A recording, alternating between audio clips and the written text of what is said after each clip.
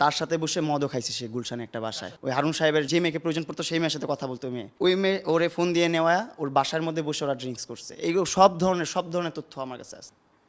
একবার দুইবার না, বহুতবার তার সাথে বসে মদও খাইছে সে গুলশানে একটা বাসায়।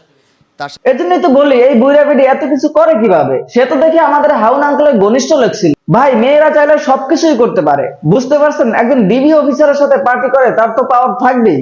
কিভাবে আবার সারা জীবন থাকে ল্যাংটা, দুধ বের করে রাস্তায় ঘুরে, কোর্টে যায় ইয়া পরে, আপনার বোরকা পরে যে ও মা গো, সেখানে আবার বলে সে।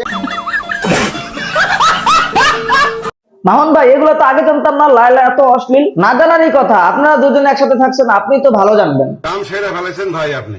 ওইটা দিছো, এই গিফট করছো, সেই গিফট করছো, গিফট করতে মানে লোভ দেখাই তো ভাই একটা মানুষ। আমি তো তখন আমার বয়স কত, তখন আমার বয়স 16-17, তখন আমাকে এত পরিমাণ লোভ দেখাইতো ভাই, এত পরিমাণ লোভ দেখাইতো। তখন ভালো মন্দ এটা বোঝার ক্ষমতা আমার নাই। ভালো মন্দ বোঝার ক্ষমতা নাই, একসাথে থাকার ক্ষমতা ছিল, তাই তো? আপনার লোভে পড়ে গেছেন কেন? ঠিক আছে, লোভে পড়ে গেছেন, লোভে পড়ে একসাথে থাকছেন, তো এখন বিয়ে করেন তা তো করেন নাই। যখন টাকা পয়সা ছিল না তখন ঠিকই ছিলেন, এখন টাকা পয়সা হয়েছে, এখন কেন তাকে ছেড়ে দিলেন? শোনো, তোমার মতন মহিলা, তোমার মতো জঘন্য মহিলা আমি আমার লাইফে দেখি নাই। বুইরা বেটি তো খারাপ না হলেও এইসব আজে বাজে কর্মকাণ্ড কেউ করে, এমনকি আপনার মতো টিকটকের সাথেও কেউ নোংরামি করে। নিঃসন্দেহে তুই ঠিক কথা বলেছিস। মামুন ভাই আপনিও তো ভালো না, আপনার তো লিঙ্ক বের হইলো। ভাই এরা দুদিন পর ঝগড়া করে আবার একসাথে হয়, আবার ঝগড়া করে আবার একসাথে হয়। এইবার তো একজন আরেকজনের লিঙ্ক বের করে দিল। পারবো না, ওইখানে যেতে পারবো না, সেখানে যেতে পারবো না, এটা করতে পারবো না, সেটা করতে পারবো না, ওর বাসায় এসে থাকতে হবে, ওর বাসায় সময় দিতে হবে, ওর সাথে সেক্স করতে হবে।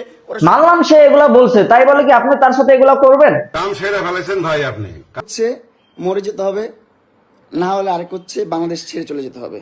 ঠিক বলেছেন, আপনাদের দুজনকে বাংলাদেশের বাইরে আলাদা আলাদা রাষ্ট্রে রাখা দরকার। এরকম অশ্লীল প্রতিবন্ধী বাংলাদেশে রাখলে বাংলাদেশের মানুষ গালে দিতে দিতে পাগল হয়ে যায়। ये बहनचोद सारे मिलके हमको पागल बना रहे मादरचोद के बच्चे।